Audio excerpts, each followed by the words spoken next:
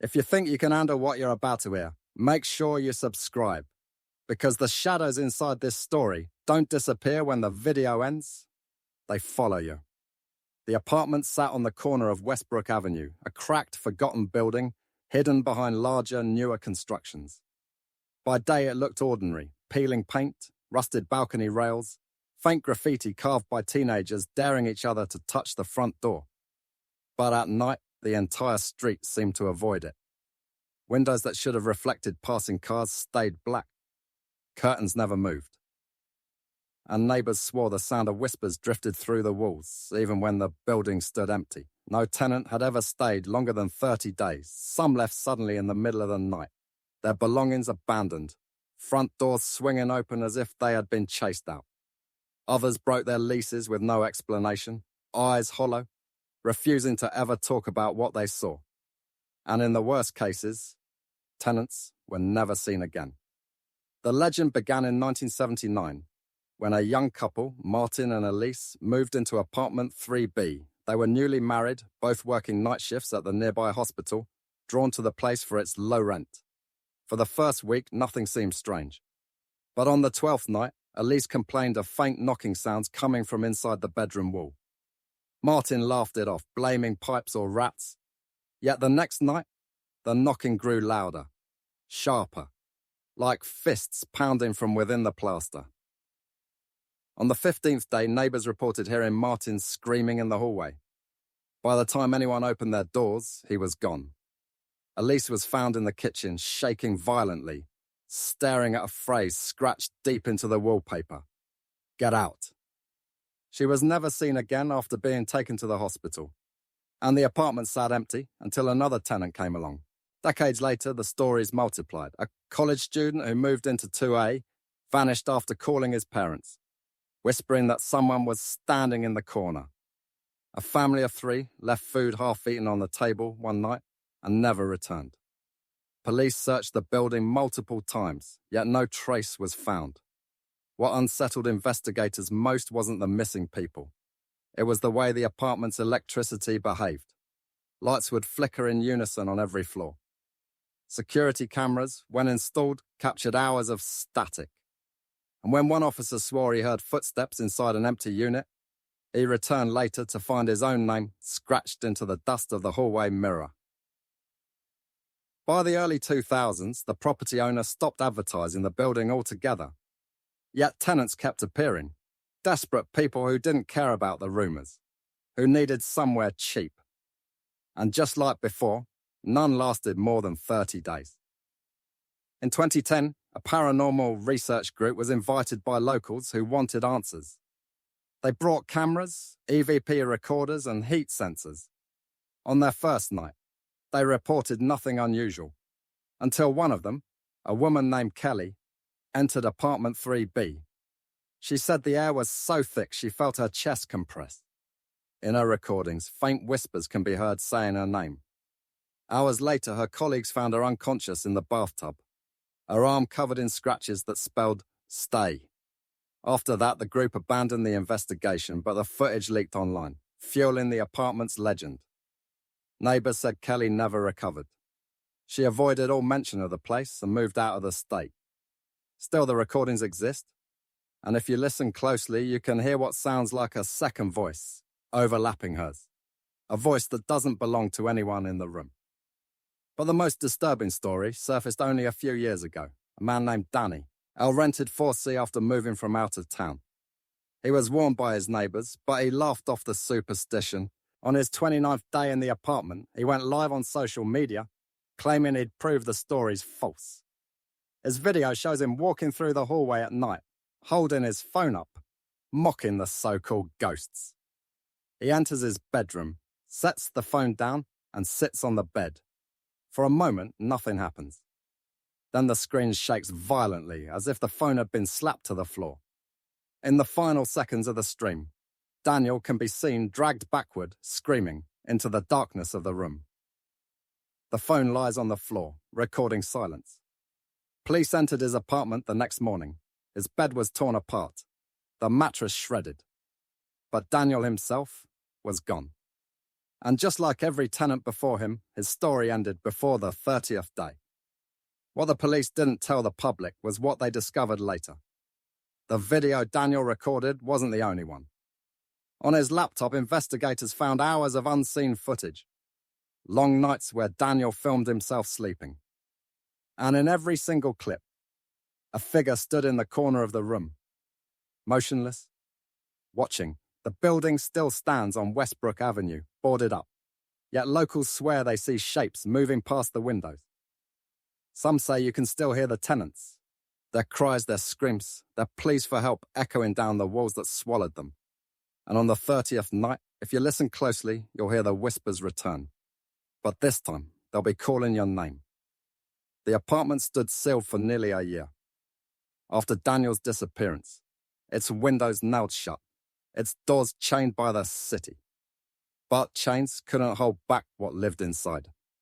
Neighbors swore the whispers had grown louder since his vanishing. Late at night, shadows moved across the boarded windows. And sometimes, if you walked too close, you'd hear scratching on the door, as though someone trapped inside was clawing to get it out. Pressure mounted on the city council after Daniel's case made headlines. Authorities could not keep ignoring the building, so they reluctantly allowed a second team of investigators inside. This time, not just paranormal researchers, but police and city officials. The mission was simple: document the interior, prove nothing supernatural existed, and quiet the public fear. They entered in the winter of 2016. Snow fell heavy on Westbrook Avenue, but inside, the air was stifling, humid, as if the walls exhaled heat. The team of 5 split into groups, carefully filming the peeling wallpaper, the cracked ceilings, the dust-filled air. At first, it looked like a typical abandoned building. Water stains, mold, broken furniture left behind by tenants who fled too quickly to pack. But when Officer Ramirez entered apartment 3B, the same unit where the first couple vanished in 1979, his flashlight beam caught something impossible. Words carved deep into the plaster, hundreds of them, stacked on top of each other, overlapping, written by countless hands. Some were names, others were phrases. Help me, don't stay, get out, 30 days. The deeper they searched, the stranger it became. Inside the bathroom mirror of 2A, the glass was cracked, but behind it, they discovered scratches etched into the wall. They were shaped like hands. Dozens of child-sized handprints pressed into the plaster as though they were trying to push their way out. By midnight, the atmosphere shifted. Audio equipment picked up low murmurs. Too faint for human ears, but distinct on playback. EVP analysts later confirmed multiple overlapping voices. Some male, some female, some children. The voices weren't speaking in unison. They were all begging separately. The lead investigator, a woman named Dr. Howell, noted in her log, "The building behaves like a living thing. The walls pulse with sound. The air thickens when you linger too long. And we are not alone here. Every tenant's story feels etched into the structure itself, as though the apartment feeds on them." That night, the group decided to stay until dawn. They set up cameras in 4 different units. But at 3:12 a.m., everything collapsed into chaos. One camera in apartment 4C, Daniel's unit, recorded movement. At first, just shadows flickering along the wall.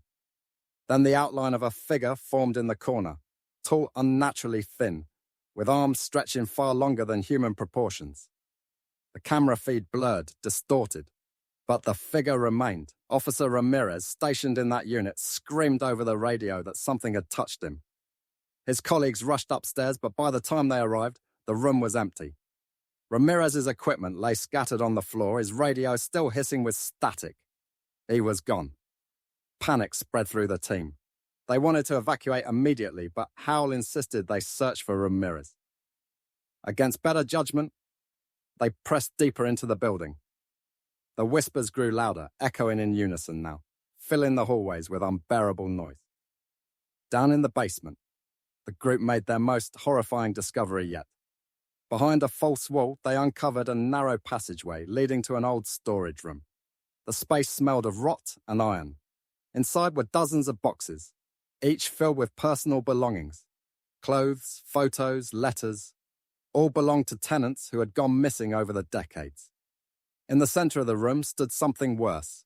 A chair bolted to the ground, with leather straps cracked from age. The floor around it was stained dark. Hal whispered, trembling, that it looked like an old restraint chair, the kind used in asylums. The realization hit them hard. The apartment wasn't built as simple housing. Decades before, the site had been a part of a psychiatric institution. Records later revealed that the wing had been shut down in the 1940s after patients disappeared under mysterious circumstances, when the hosts. Pytel was demolished, the foundation was left, and the apartment was built on top. The deeper they investigated, the more they uncovered. Police files suggested experiments had been conducted in secret on patients, locked in rooms, isolated for 30 days. Their behavior studied until their inevitable breakdown. No one knew what became of them. But as Howell's team stood in that basement, surrounded by the remnants of the lost, the whispers rose to a scream. One officer collapsed, clutching his ears. Another swore he saw figures moving in the darkness, circling them, watching. Hal grabbed her camera and whispered into it. It's not the tenants who never last 30 days. It's the building itself. It waits, it feeds. And when the 30th night comes, it takes them.